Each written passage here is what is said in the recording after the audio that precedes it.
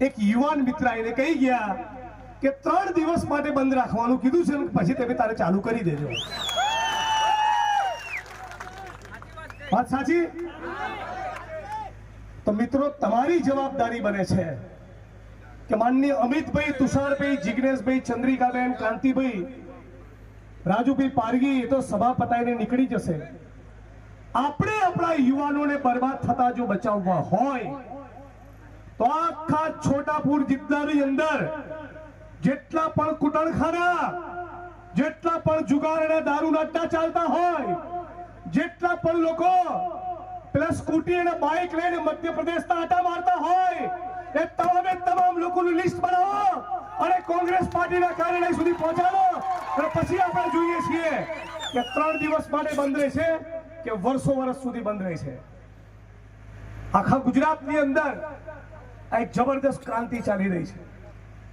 પણ આજે આપણે આદિવાસી સમાજના કેટલાક સળગતા સવાલોને વાચા આપવા માટે ભેગા થયા છે.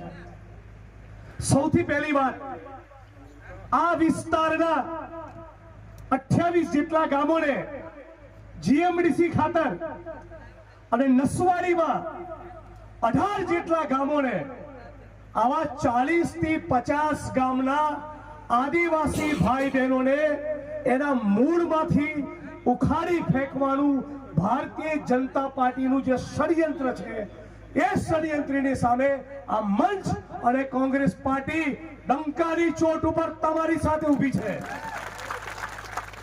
જમીન આપણી, એમાં ખેતી આપણે કરીએ, પરસેવો આપણે પાડીએ અને તાગર તીંગા અને મજા કરવા માટે ઉદ્યોગપતિ આવે, પૂંજીપતિ આવે, આપણને લૂંટે, આપણને આપણા મૂળમાંથી ઉખાડીને ફેંકવાની વાત કરે. એમણે કહી દો, આ ગુજરાતનો આદિવાસી હવે જાગી ગયો છે. આ આદિવાસીની ક્રાંતિને આ ગુજરાતમાં કોઈ રોકી શકવાનું નથી. અને એટલા માટે દલિત, આદિવાસી, ઓબીસી, ખેડૂત, મજદૂર, પશુપાલક, ફિક્સ પગાર, આઉટસોર્સિંગ કોન્ટ્રાક્ટના કર્મચારી બધા જ સાથે મળી આ કોંગ્રેસ પાર્ટીના પંજા સાથે મુઠ્ઠી તાણીને તમે હાથ મિલાવો. ભારતીય જનતા પાર્ટીનો તંબુ 2027માં આપણે ઉખાડીને ફેંકીશું. સાથીઓ, ગુજરાતની અંદર હું જ્યારે પણ વિધાનસભામાં બોલું કે જાહેર સભાના મંચ ઉપરથી બોલતો હોઉં, મને હંમેશા એક વસ્તુ યાદ આવે.